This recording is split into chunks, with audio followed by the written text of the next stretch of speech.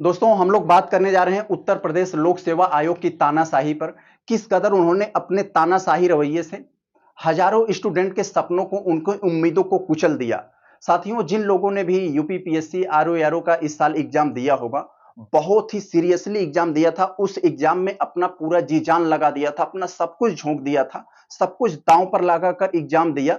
और उसे इस बात को लेकर उम्मीद थी, वो इस बात के लिए कॉन्फिडेंट था कि हम मेंस का एग्जाम देंगे और हो सकता है भगवान ने सब कुछ चाहा तो हमें इस साल एक नौकरी मिल जाएगी, जो इस नौकरी को उम्मीद में था। तो आज वो किस पीड़ा से गुजर रहा है, किस दौर से गुजर रहा है, हमसे बेहतर कोई नहीं समझ सकता। क्योंकि मैं भी आप ही की तरह एक स्टूडेंट हूं, आप ही की तरह मैं भी एक नौकरी की चाह रखता हूं।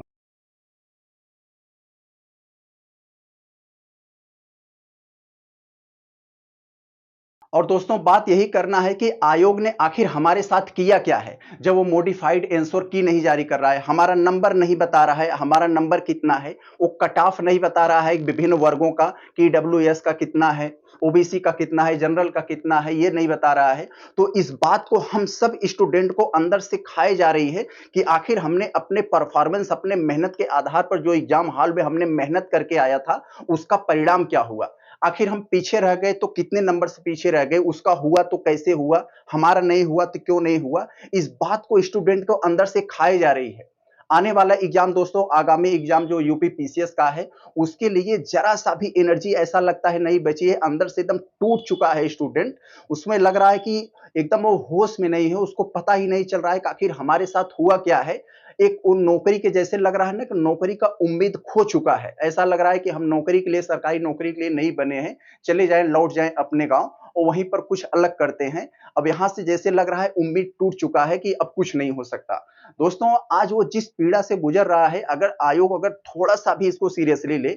अब दोस्तों बात ये आ रही है कि आयोग ने आखिर इसके साथ किया क्या। लोग कह रहे हैं कि आज 9-10 क्वेश्चन डिलीट कर रहे हैं।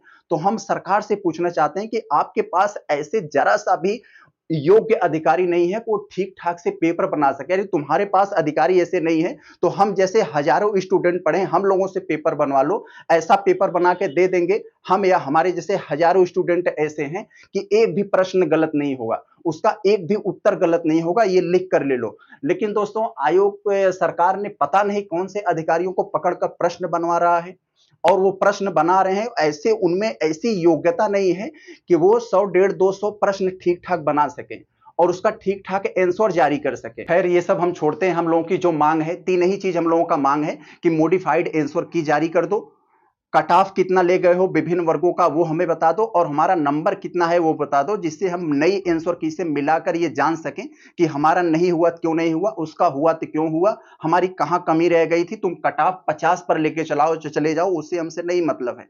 लेकिन हमें ये जानने की जरूरत है कि आखिर हमारे साथ हुआ क्या है, हमारा क्यों नहीं हुआ, हम कितने पीछे रह गए थे। इस बात को हमें अंदर से बहुत ज्यादा खाए जा रही है।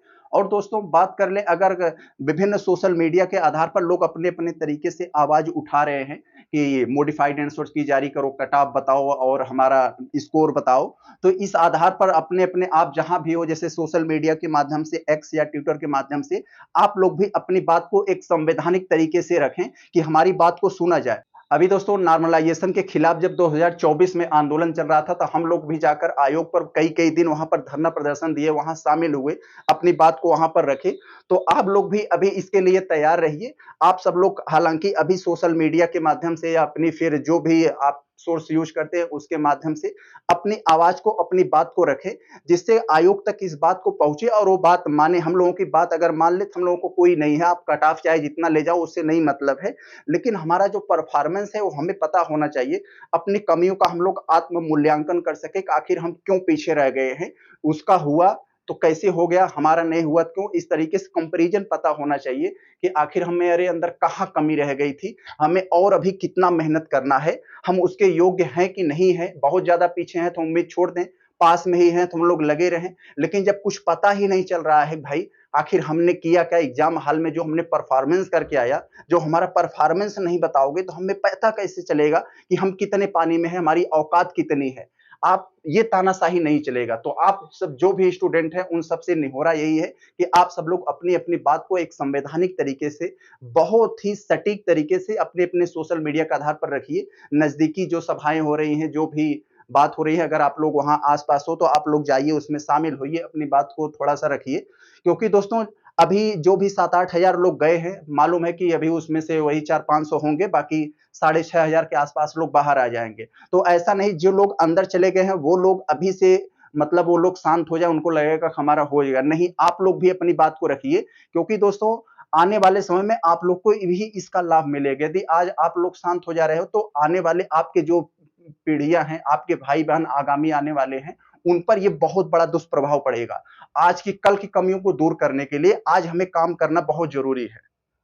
तो आपसे यही विनती है कि आप लोग अपनी बात को बहुत ही प्रामाणिक और सटीक तरीके से रखें।